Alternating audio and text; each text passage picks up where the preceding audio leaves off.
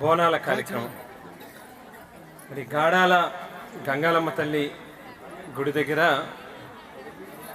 ఆలయం నిర్మాణం చెంది చాలా తక్కువ కాలంలోనే ఏ చిన్న కార్యక్రమం వచ్చినా కూడా మరి ప్రాంత ప్రజలందరికీ కూడా మంచి జరగాలి అని చెప్పి గొప్పగా ఘనంగా చేస్తూ ఉన్నటువంటి కొండపల్లి దుర్గన్న అలాగే వారి కుటుంబ సభ్యులు ఈ ఆలయానికి సంబంధించినటువంటి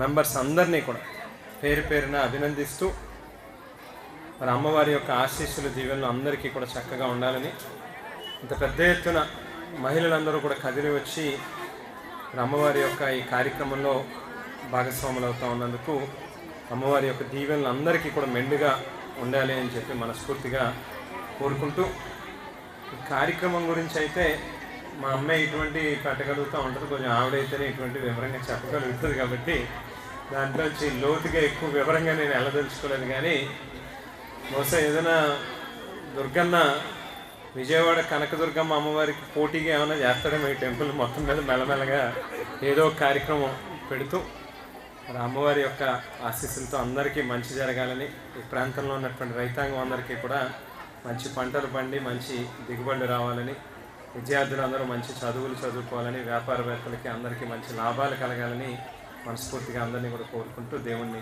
అమ్మవారిని కోరుకుంటూ సెలవు తీసుకుంటాం. Thank you.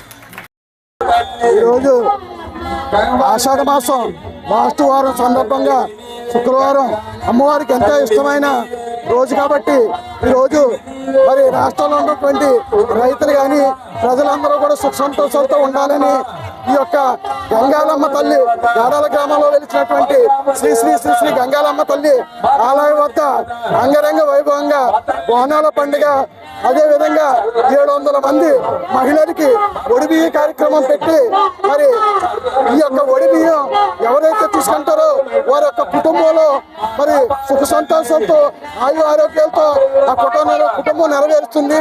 ఈ కార్యక్రమం మరి ఆలయ కమిటీ అందరూ కలిసి కూర్చుని ఈ రోజు నిర్ణయించుకుని ఈ రోజు కార్యక్రమం చేయడం జరిగింది. ఈ కార్యక్రమానికి ఇచ్చినటువంటి భక్తులు భారీ ఎత్తున భక్తులు వచ్చి మరి అమ్మవారి యొక్క ఆశీస్సులు తీసుకోవడం జరిగింది. నిజంగా ఈ సంతోషం చాలా సంతోషంగా ఉంది. మా ఆలయ కమిటీ అందరూ కూడా చాలా సంతోషంగా మరి ఒక భక్తులు ఇక్కడికి వచ్చినటువంటి భక్తులకి అదేవిధంగా మీడియా సోదరులు అందరూ కూడా ప్రత్యేకంగా కృతజ్ఞతలు తెలియజేసుకుంటూ సెలవు తీసుకున్నాం. పెట్టడం జరుగుతుంది. గంగానమ్మ సాక్షిగా మళ్ళీ ఆవిడ మనందరికీ కూడా మనల్ని అందరినీ కూడా ఆడపడుతులుగా భావించి ఒడిబియ్యం ఇవ్వడం జరుగుతుంది.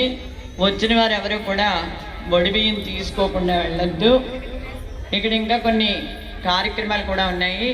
చూసి అందరూ వినోదించి అమ్మవారి అనుగ్రహాన్ని పొంది ఒడిబియ్యం తీసుకోవటం, ప్రసాదం తీసుకుని అప్పుడు వెళ్ళవలసిందిగా కోరుతున్నాం.